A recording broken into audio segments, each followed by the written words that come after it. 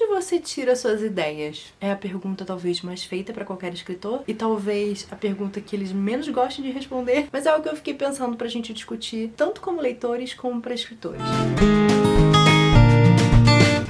Olá pessoal, aqui é a Maíra, eu sou escritora e produtora de conteúdo, falo sobre literatura e cultura pop há 10 anos aqui no YouTube. E como eu falei, eu também sou escritora.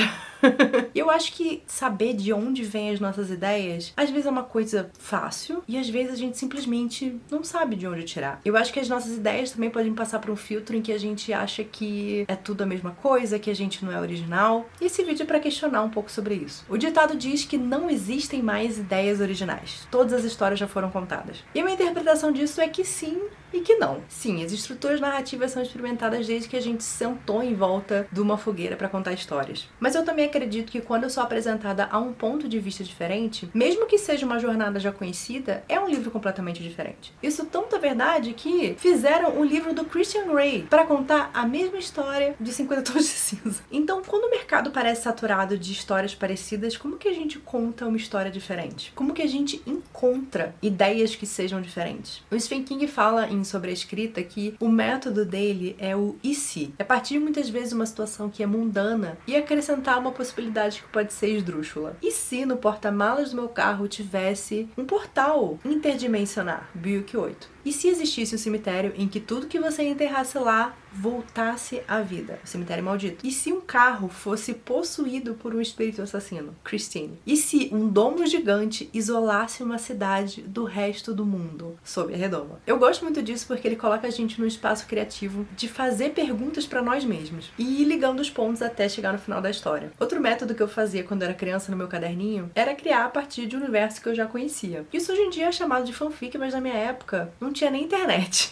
E é claro que você criar a partir de algo que já tem um copyright, né, vai te causar problemas para publicar tradicionalmente, você vai precisar mexer nisso, mas isso também cria um espaço fértil se você já tá familiarizado com aquele mundo. E eu acho que, assim, na pior das hipóteses, as fanfics funcionam como um ótimo exercício de escrita, e na melhor, pode dar muito bom. Muitos autores hoje em dia que já publicaram vários livros partiram desses universos já conhecidos. É claro que o ideal é que você crie a sua própria história e o seu próprio universo, mas às vezes você pode se inspirar em dinâmicas de personagens que você se conecta, ou um caminho que um personagem na história original fez e você faria de outro jeito. Orgulho e Preconceito é um livro de mais de 200 anos que tem uma dinâmica de casal que é feita até hoje e honestamente eu amo. Quando é bem feito, eu não me canso de ler. Tem autores que pro processo criativo partem para uma abordagem mais observadora, para não dizer assim fofoqueira, que é você prestar atenção nas pessoas à sua volta, ouvir o que elas estão dizendo, como elas falam, do que elas falam, histórias estranhas, e aí você vai colhendo as sementes, né, para uma possível história. Para mim, como escritora, as minhas histórias vêm a partir de cenas. É uma imagem que simboliza aquela história e eu vou criando a partir dela. Para O Que Encontramos nas Chamas, a cena que veio na minha cabeça foi a cena de uma mulher abrindo uma caixa de papelão e pegando lá de dentro uma foto com a silhueta de um homem. E Não Quero Ser Índio, a cena que veio para mim foi da mãe limpando o rosto da criança, tirando a tinta guache e depois pintando ele com a tinta de genipapo. E O Roubo da Cuia foi a garota chegando no museu e vendo, reconhecendo, né, o artefato do seu povo atrás do vidro da exposição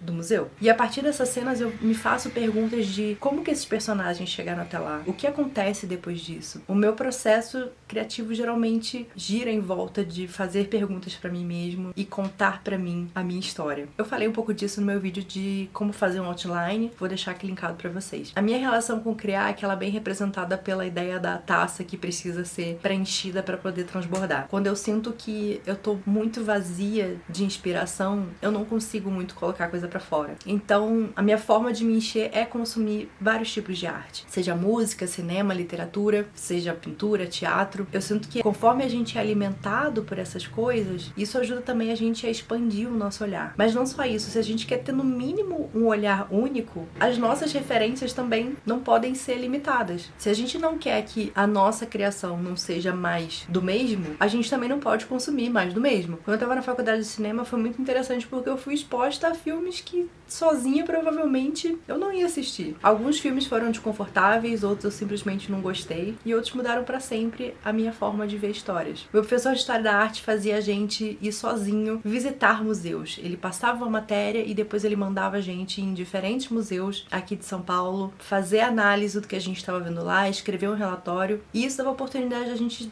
digerir sozinho aquilo que a gente estava vendo. E eu não tô dizendo que pra você escrever bem, você precisa visitar museus, mas se você tiver a oportunidade, vá. Hoje em dia tem até museus que você consegue fazer tour inteiro online. E se o máximo que você consegue ter acesso é um Spotify, é uma Netflix, é um Kindle Unlimited, procure músicas, filmes, séries, livros que foram feitos por pessoas que talvez você naturalmente não teria contato, ou até mesmo de países que você não está acostumado a consumir. Eu posso dizer tranquilamente que hoje em dia a ficção especulativa que mais me surpreende e que mais tem as ideias fora da caixinha são escritos por autores indígenas e autores não estadunidenses. Às vezes você não precisa nem ir muito longe, leia autores nacionais. Eu sei que muitas vezes parece que a gente está lendo e escrevendo as mesmas histórias, e da forma como o capitalismo e o marketing funciona, é realmente saturar o mercado de algo que deu certo, até ninguém aguenta mais e a trend ficar pra trás. O que eu tento manter em mente como escritora é algo que eu aprendi em 2012, quando eu fiz um curso do Robert McKee, que é escreva a verdade. Inclusive, eu deixo até hoje aqui perto da minha mesa esse, sei lá, marcador de página desse curso que eu fiz dele. E tem gente que interpreta isso de forma literal, né? Como se você só pudesse escrever realismo ou de forma jornalística. Mas o que ele estava apontando aqui é a verdade subjetiva. Eu penso que no fim das contas o que a gente pode fazer é não ficar preocupado em ser completamente original pro mundo, mas contar aquela história que só você pode contar, com o seu olhar, a sua vivência, os seus gostos. Escrever a verdade é ser verdadeiro com você, contar a história que você gostaria de ler. Enfim, eu não sei se eu ajudei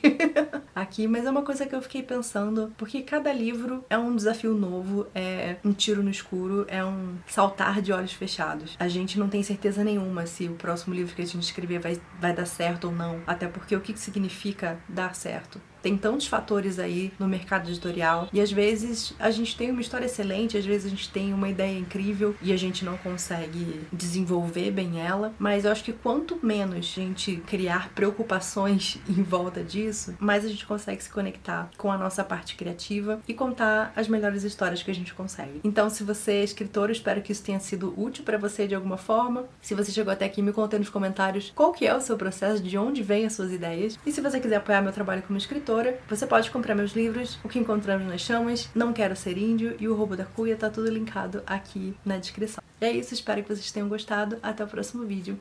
Tchau, tchau.